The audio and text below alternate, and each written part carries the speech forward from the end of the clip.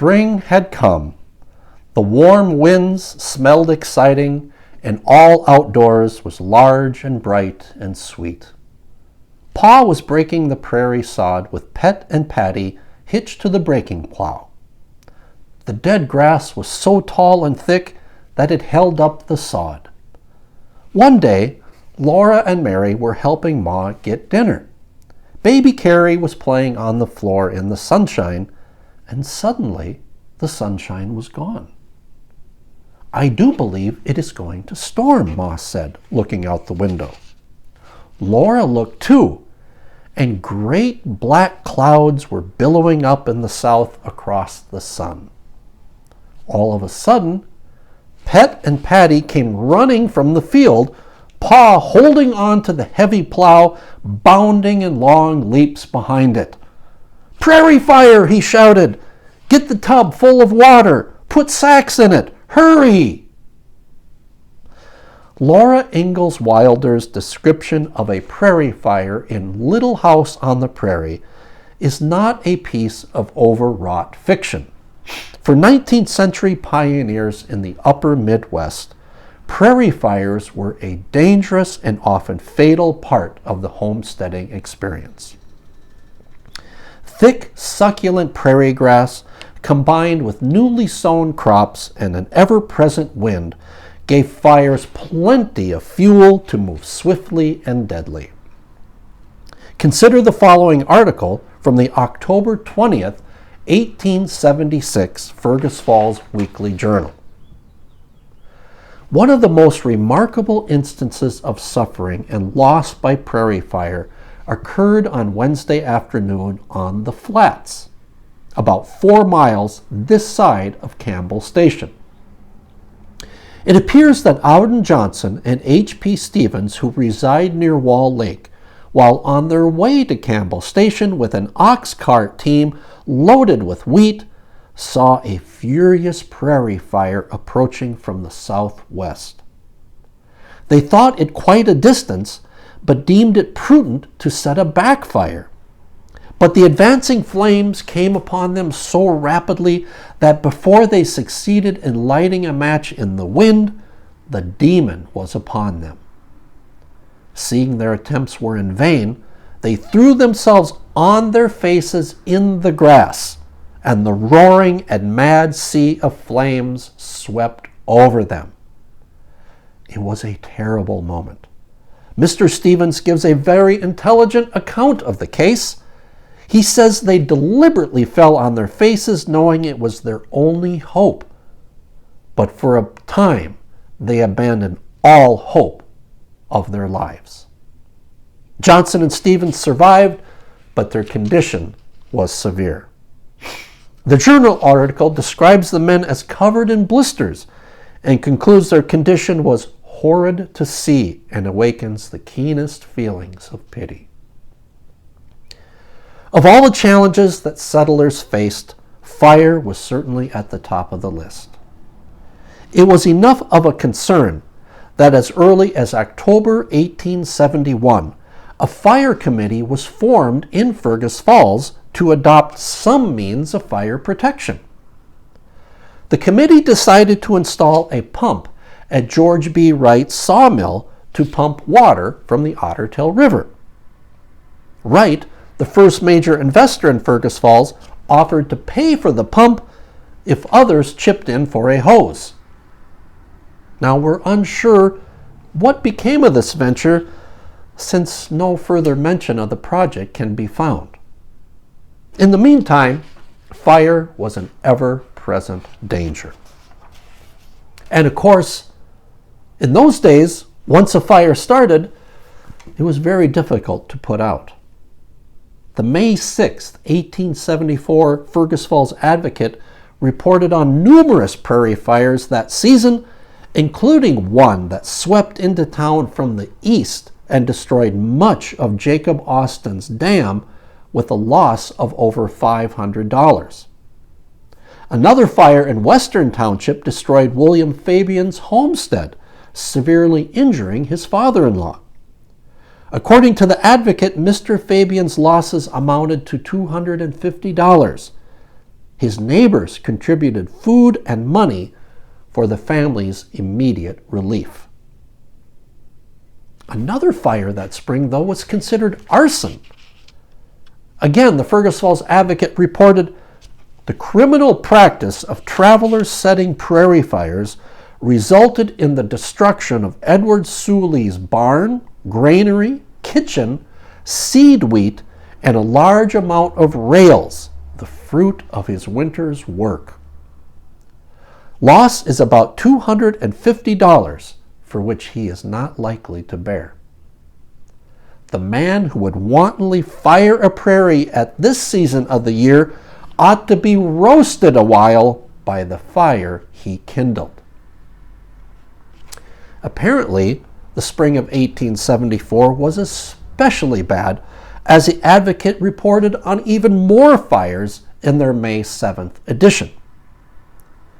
Prairie fires waged fiercely just to the north and east of the village yesterday, the Advocate reported, and it took some pretty hard fighting to save several buildings in that direction. But in the midst of all that bad news, the Advocate had one positive development. Just at evening, Will and Gus Nichols and some other boy discovered a calf which was being driven by the advancing flames into the river. The boys ran to the calf's aid and saved his bacon, or his veal rather, which was a creditable act. As if destructive fires were not bad enough, pioneers did not have crop or homeowners insurance to cover their losses. If they were burned out, they had to rely on the generosity of neighbors and family for help. The story of a man whose name was given as Bell typified what happened to a victim of a prairie fire. The Advocate of May 20th, 1874, reported that fire destroyed his granary containing all his grain seed as well as the wheat that he had put away for his family's use. The Advocate reported, "This loss will fall heavily upon Mr. Bell, as he is in very strained circumstances and had only secured his seed after great sacrifice. His neighbors will have to lend him assistance, or he will be unable to replace his seed."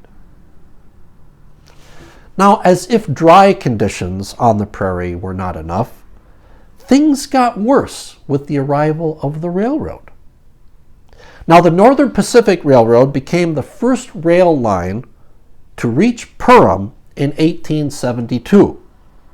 And of course, the success of the rail line to Perham and other Otter Tail County communities was ensured. A railroad meant direct routes in and out of town for people and materials. And while this was an overwhelmingly positive development, there was a downside. With boilers fueled by wood and then coal, sparks from locomotives oftentimes caused fires. Under the headline, "Prairie Fire Near Foxhome," the August 14th, 1908 Fergus Falls Free Press reported on the following incident. A prairie fire caused by a spark from a passing locomotive did considerable damage about 2 miles east of town last Friday afternoon. A strong wind was blowing from the southeast, and the fire made good headway, burning nearly 200 tons of hay before it could be checked. The night before, another fire started near the other and burned about as much more. Another technological innovation that caused periodic prairie fires was the steam engine. Again, using wood or coal as fuel, a steam engine powered threshing machines, which was another marvelous technological innovation that greatly increased the amount of wheat that farmers could harvest. Unfortunately, an errant spark or ember from a steam engine could cause, and did in fact cause, numerous fires. One such occurrence happened in Western Township in October 1909, as reported by the Fergus Falls Daily Journal. The town of Western was visited by one of the most destructive prairie fires ever known in this county, Thursday afternoon. The fire is supposed to have originated from the ashes left by a threshing machine at the Williams place. And once it started, it swept over the prairie, destroying everything in its path. Now, the frequency of prairie fires was really dependent upon weather conditions. And during the Great Depression of the 1930s, not only was the economy in a shambles, but severe heat and drought only added to people's misery. 1936 was especially difficult. The Fergus Falls Daily Journal reported a high of 107 degrees on July 10th, 1936. And in that same issue, the journal had articles on large timber and brush fires in Homestead Township.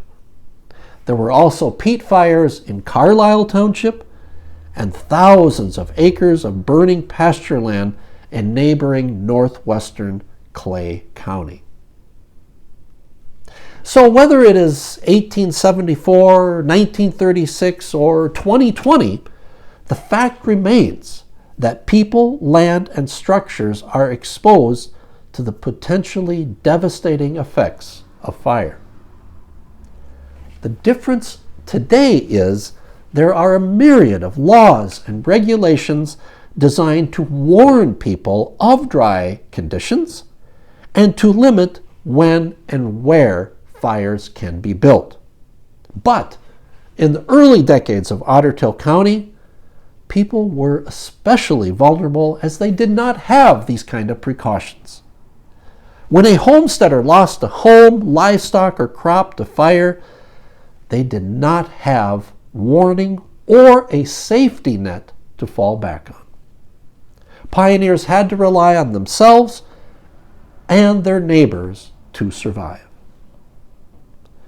So here we are, spring 2020, and if you are out and about this spring, please be cognizant of the potential for fire and be careful. Well, thank you for joining me for another version of Quarantine History of Otter Tail County.